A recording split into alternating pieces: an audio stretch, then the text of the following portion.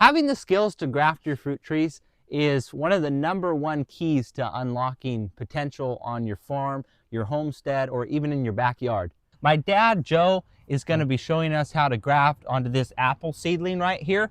And he's been grafting for 20 plus years with great success. We use grafting on our farm and we have hundreds of fruit trees, and we're able to cultivate our favorites. We're able to utilize seedlings that are all over our farm. And this is super easy and not complicated. We're going to be showing you guys what you need to know so that you can graft your own fruit trees. So stick with us and let's get to work.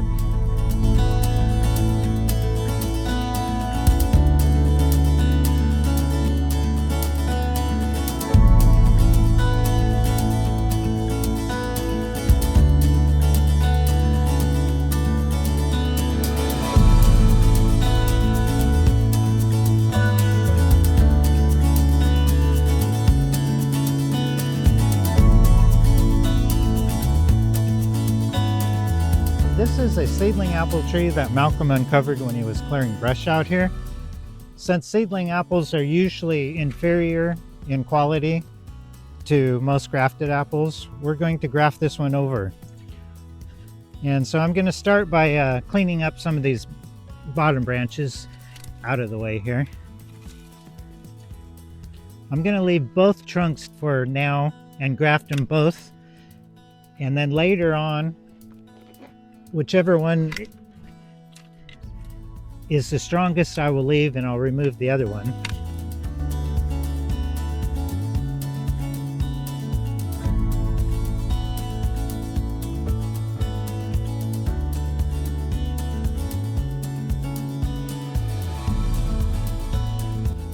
Okay, that's cleaning up enough of the lower branches, because we're going to cut the rootstock, which is the seedling tree, off at about 3-foot height.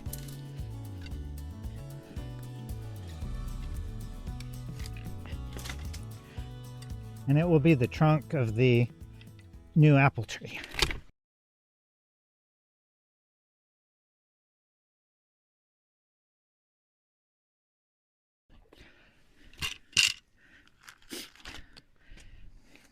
Okay, the apple that we're going to graft it to is one that Malcolm found a few weeks ago. That was an apple he really liked, but we don't know the variety. It was a late fruiting apple. When most all the apples are gone, it still had apples on the tree. And we like to have apples all through the season, from early, mid-season to late season storage apples. And so we wanted to have this one so that we could have late apples when most all the other apples are gone. And so the cutting that you use to graft with is called a Scion. And if you're not going to graft right away, you place them in a bag with a damp paper towel, and you keep them in the refrigerator to keep them viable. And so now to prepare these for grafting, this one had some bark missing, so I'm going to cut it off there. Your Scion you can have anywhere from like 3 or 4 inches or longer,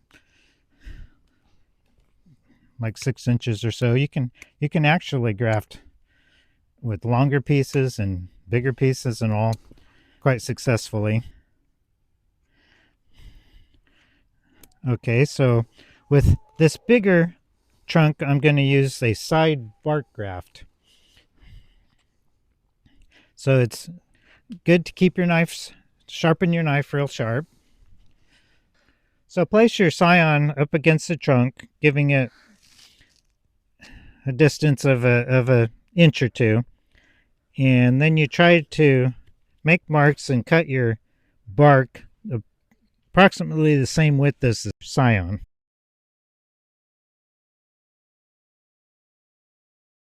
Okay, cut that, and then you want to get through the bark to the wood so that you have the inner bark to make contact with your Scion.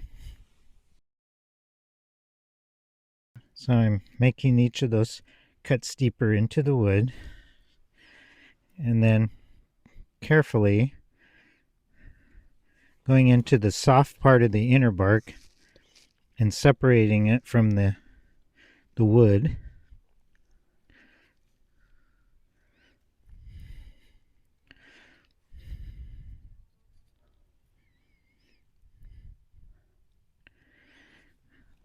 Okay, then you take the Scion, and on the side that's going to go against the wood, for the same distance, you trim away the bark, going more narrow at the bottom and tapering up towards the top.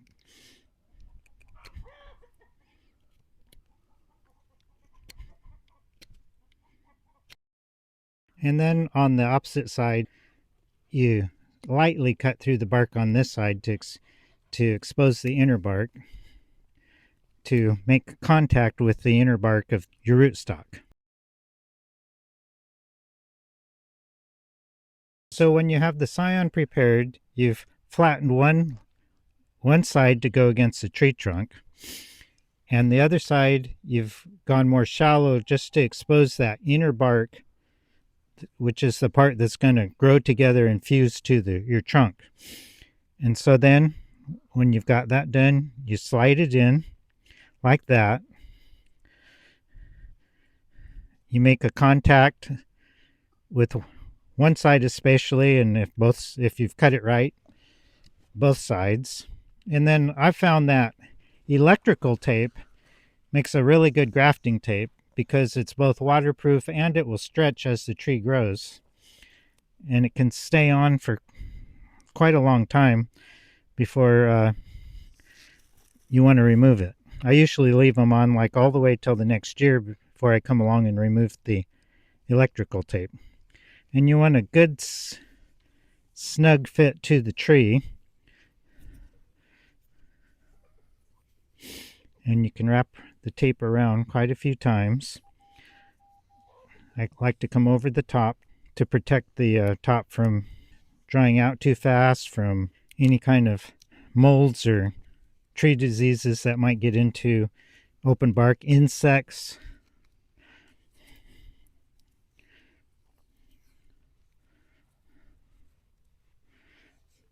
And then make sure you go all the way down as far as your cut went. So that you're covering the whole base, huh? Yeah. Does the tree actually carry most of the nutrients in the bark? In the roots and the bark. So when you have the bark all bonded together, that's actually going to be where it's grafting together, and where the inner bark on both the rootstock and the Scion is what will grow together and fuse into one plant. And this Scion will produce apples exactly like the tree that we cut it from. So you have the rootstock from just a seedling, which would have a totally different apple than what's growing from this point up. Yeah, and it's interesting if you have a seedling to wait until it actually fruits, because sometimes the seedling might produce a good tasting fruit, but more often than not with apples, the seedling is just not that flavorful, or it may lack other qualities like keeping qualities. And so that was an example of a side bark graft. On the other trunk of the seedling tree, we'll do a cleft graft. For a cleft graft, you go right through the middle of the trunk and you cut a cleft down into the wood of the tree, down a couple inches or so.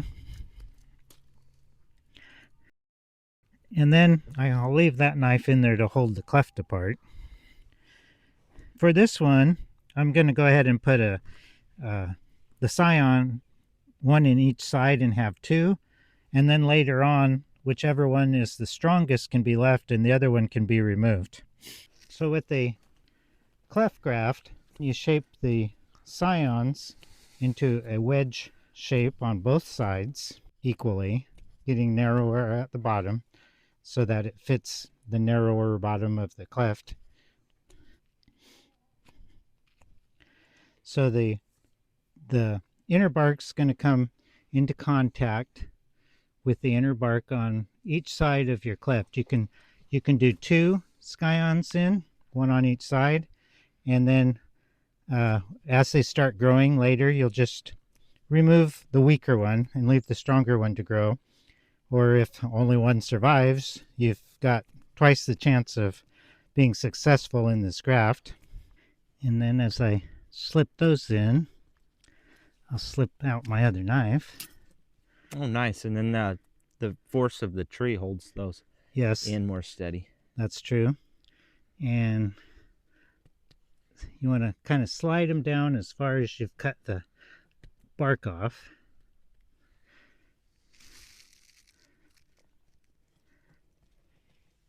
And make sure they're flush on each side. And then you tape it like with the other one. Nice and snug. And the electrical tape does have stretch to it, so as the tree grows through the year, it won't girdle it.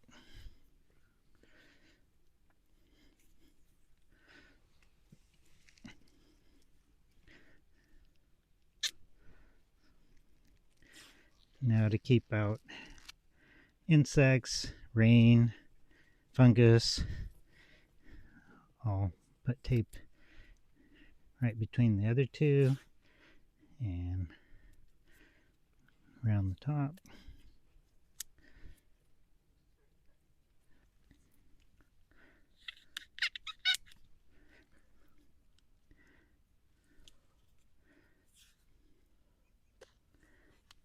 And all of this tight tape is going to keep them firmer and more stable, so that if an animal brushes on them or it's windy, they're not going to get knocked over before they have a chance to get fused together.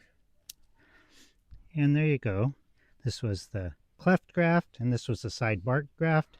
Side bark graft is good to use on older trees because if you have a big round trunk, you can still side bark graft, and in fact you can do several of them so that you can pick the strongest, or so that you'll more likely get one to survive.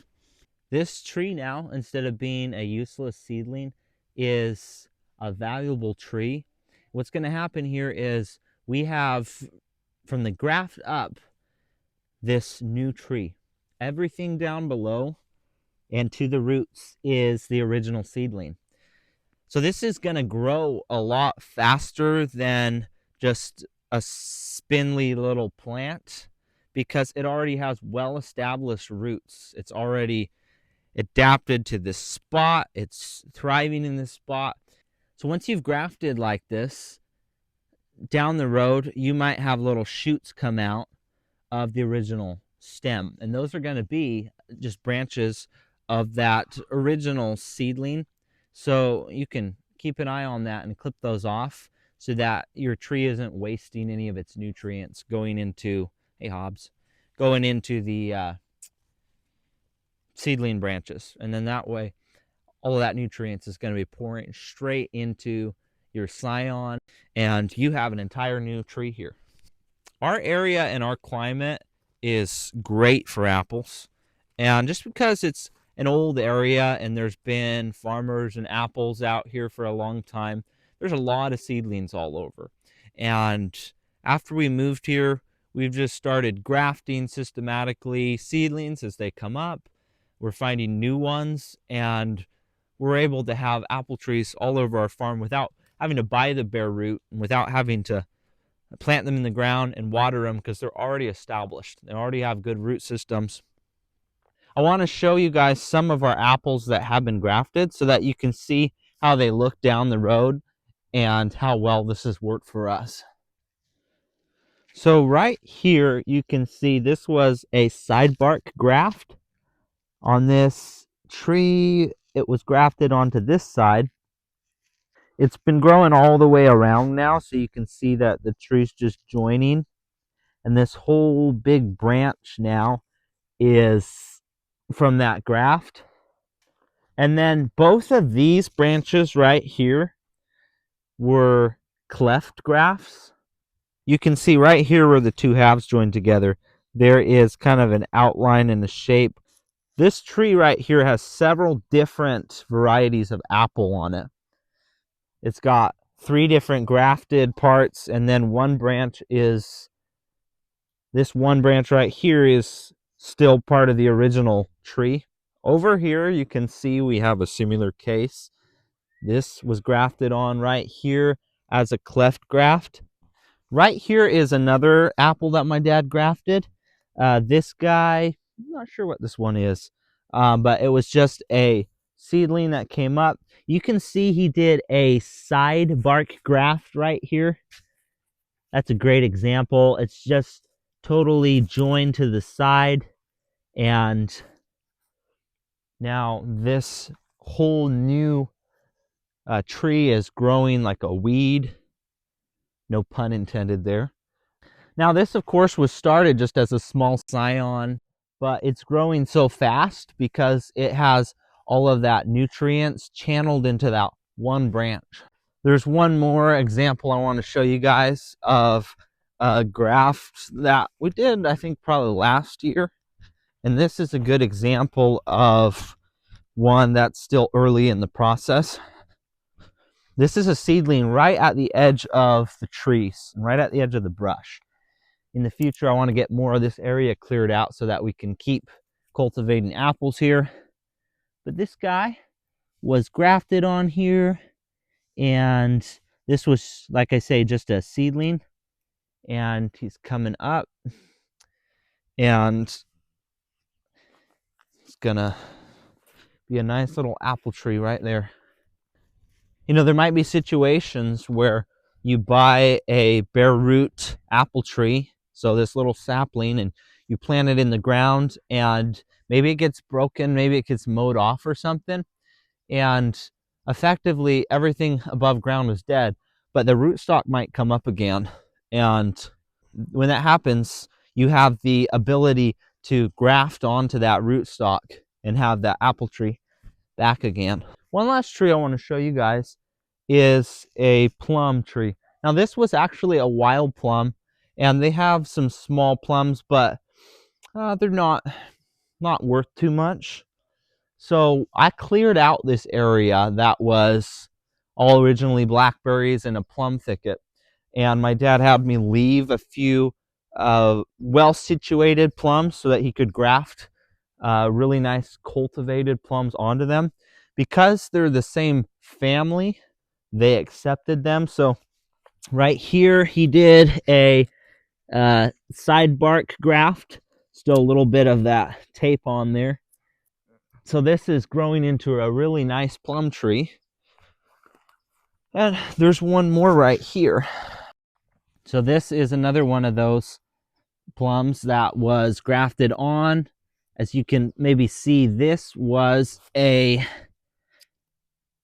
was actually a cleft graft, and it's doing great.